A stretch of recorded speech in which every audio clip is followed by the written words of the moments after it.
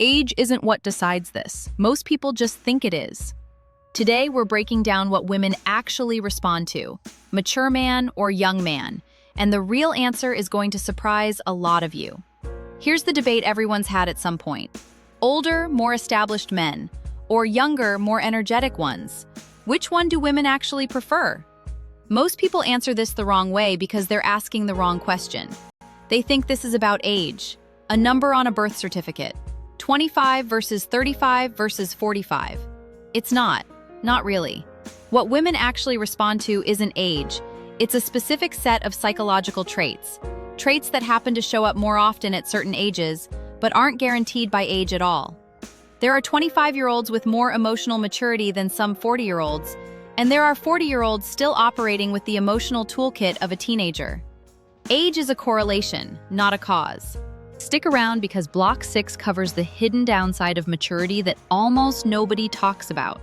The trap that quietly makes some mature men less attractive, not more. And near the end, I'll give you the actual truth behind this whole debate, which has almost nothing to do with age at all. By the end of this video, you'll understand exactly what women are really responding to in this so-called mature versus young debate, and how to build those traits yourself, no matter what age you're starting from. Let's get into it. Let's start by pointing out the flaw in the question itself. Mature man versus young man sounds like a simple comparison. Two categories, pick one. But it's actually comparing the wrong things. Age is a number, maturity is a skill set, and skill sets aren't distributed evenly by birth year. Think about it this way. Nobody assumes every 50-year-old is automatically a great cook just because they've had 50 years to learn. Some are. Some have never learned to boil water properly. Time creates opportunity for growth. It doesn't guarantee it. The same is true for emotional maturity, communication, self-awareness, and financial stability. Age gives you more time to develop these things. It doesn't develop them for you. So the real question isn't older or younger, it's which specific traits is she actually responding to? And that's what we're breaking down today. Before we go further, let's define this properly, because most people use the word mature without really knowing what they mean by it. Psychological maturity isn't about age, hobbies, or how serious someone acts. It comes down to a few specific capabilities. Emotional regulation, the ability to feel something difficult without being controlled by it. Self-awareness, actually understanding your own patterns instead of repeating them blindly. Accountability, owning mistakes without collapsing into excuses or defensiveness. And consistency, being roughly the same person today as you were last week, not wildly different depending on mood or circumstance. None of these require gray hair. A 26-year-old can absolutely have all four. A 48-year-old can be missing every single one. This is the actual thing women are drawn to when they say they prefer older men. It's rarely the age itself. It's the higher statistical chance that these traits have developed by then. Let's be specific about the pattern, because there is one, even if it's not universal. Younger men, on average, haven't had as much time to build emotional regulation. That's not an insult. It's simply less lived experience. Fewer breakups to process. Fewer failures to recover from. Fewer moments where life forced them to sit with discomfort instead of reacting to it immediately. This often shows up as reactivity, getting defensive quickly, needing to win every disagreement, struggling to sit with uncertainty without needing to fix it immediately or talk their way out of the discomfort. Example. A disagreement comes up in a relationship. A less emotionally developed man might get defensive fast, raise his voice, or shut down completely. A more emotionally developed man, regardless of his actual age, can stay in the conversation, acknowledge what's fair, and not treat disagreement as an attack on his identity. That difference, not the age itself, is what actually erodes or builds attraction over time. Here's a distinction that explains a huge part of this debate. There's a difference between confidence and security. and people confuse them constantly. Confidence is often loud. It's charm, energy, boldness, the ability to walk into a room and command attention. Younger men often have plenty of this. It's exciting. It's magnetic in the short term. Security is quieter. It's not needing to prove anything, not reacting defensively to a joke at your expense, not needing constant reassurance. Being okay with silence instead of filling it nervously. Confidence gets attention. Security keeps it. This is often the real difference underneath the mature versus young comparison. It's not that older men are automatically more secure, plenty aren't. It's that security tends to take longer to build, which makes it statistically more common in men who've had more time and more hard experiences to develop it. Quick pause here. If this is already reframing how you think about this whole debate, hit subscribe now, because we're about to get into the actual downside of maturity that nobody talks about. The trap that quietly makes some older, more mature men less attractive, not more. All right, let's keep going. Let's talk about something practical that often gets attributed to age, but is really about life stage and decision-making. Stability. Financial stability, a settled sense of direction, a life that isn't in constant chaos, tends to correlate with attraction, especially as women get older themselves and start prioritizing long-term partnership over short-term excitement. But again, this isn't guaranteed by age. There are plenty of older men still financially unstable, still bouncing between plans, still without clear direction. And there are younger men who've already built real discipline around their finances, their goals, and their daily habits. What's actually attractive isn't a bank account number. It's the underlying trait that produces stability, the ability to commit to something and follow through on it, consistently, without constantly starting over. That trait can exist at 24. It can be completely absent at 44. Age doesn't build it, discipline does.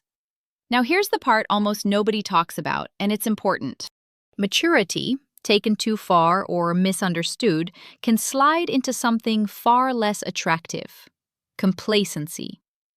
Some men associate being mature with being settled, low energy, predictable to the point of being boring. No spontaneity, no excitement, no sense of aliveness left in how they move through life. That's not maturity. That's stagnation wearing a mature man's clothing. Here's why this matters.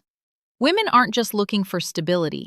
They're also looking for aliveness. Someone who's still curious, still growing, still capable of spontaneity and playfulness, not just someone who's calmed all the way down into routine.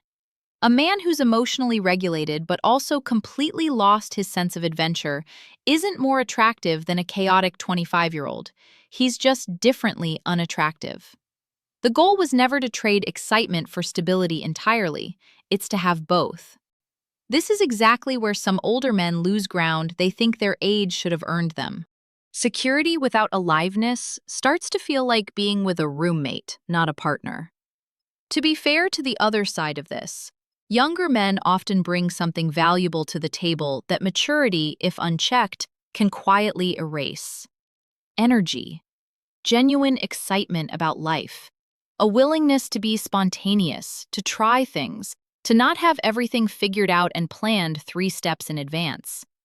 There's also something to be said for hunger, the drive that comes from still building something, still proving something to yourself, still chasing growth instead of coasting on what's already been achieved. Example: a younger man might suggest a spontaneous weekend trip with 2 days' notice, just because it sounds fun.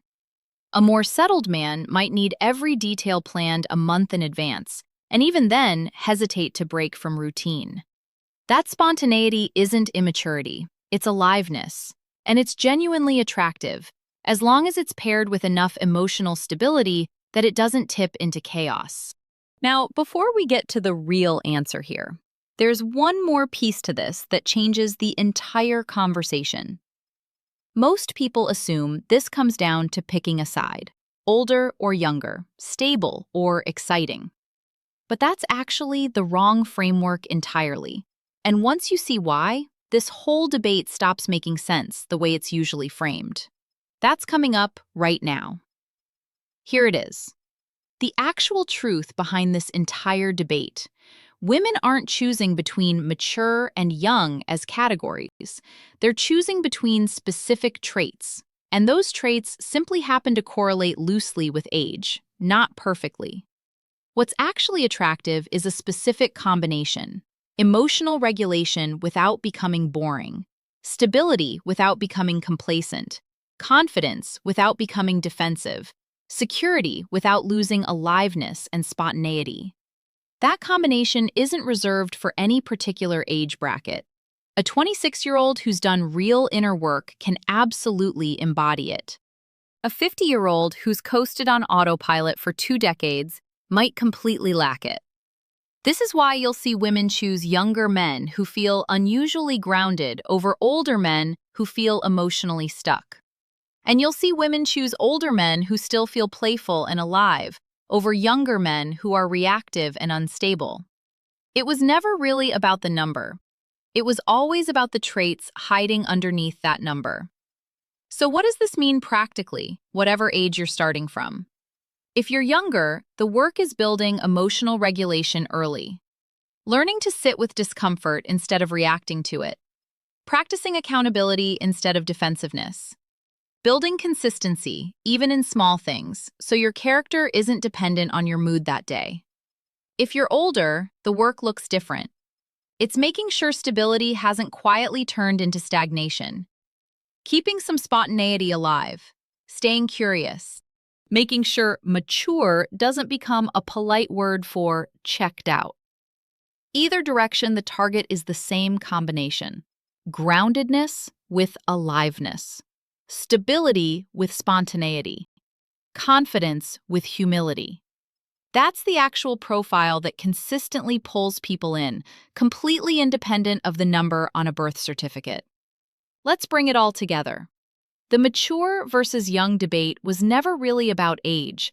It was about a specific set of traits: emotional regulation, security, stability, and consistency on one side, balanced against energy, spontaneity, and genuine aliveness on the other. Age can make some of these traits more likely. It guarantees none of them. The real answer to what do women actually choose isn't older or younger. It's whoever manages to combine groundedness with aliveness, regardless of what year they were born. If this changed how you think about this whole debate, do 2 things right now. Subscribe so you catch the next one. We go deeper into psychology and attraction every week. And drop a comment. Which side of this combination do you personally need to work on more? The stability side or the aliveness side? I'll see you in the next